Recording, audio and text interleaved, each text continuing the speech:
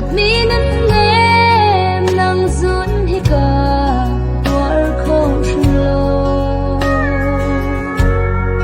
kan kon lên na kre lam kha cây long in mo ka chul chan la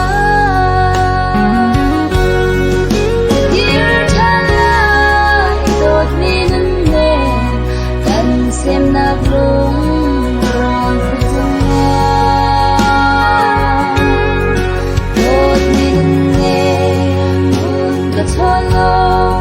gian mắn ta nang he kon lai na tin sa ni la cha ta re sun sa mu la kir chan lai lung ron thua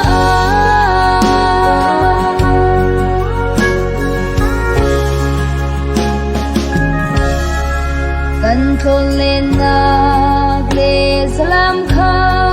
cây long in mo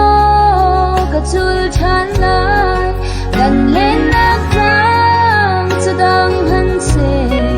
hun kha te ba bang ken kha chu ti ding ni dia kan rap dia mi nan nem o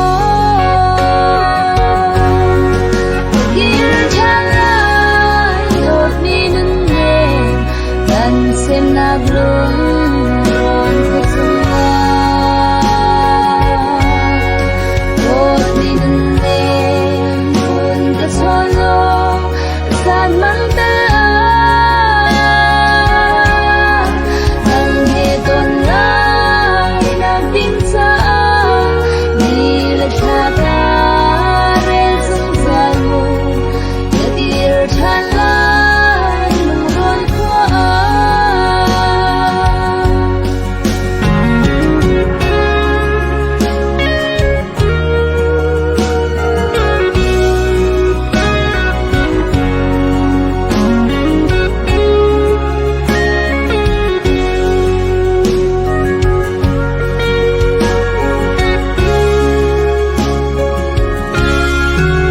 chung cher lia ni nu te o liam ri tha lo ti in kan noi dot mi he khi ton lai nak ding kan hak sung sa ka chung dong pa bang chuang thiam ni ka zuang câu ha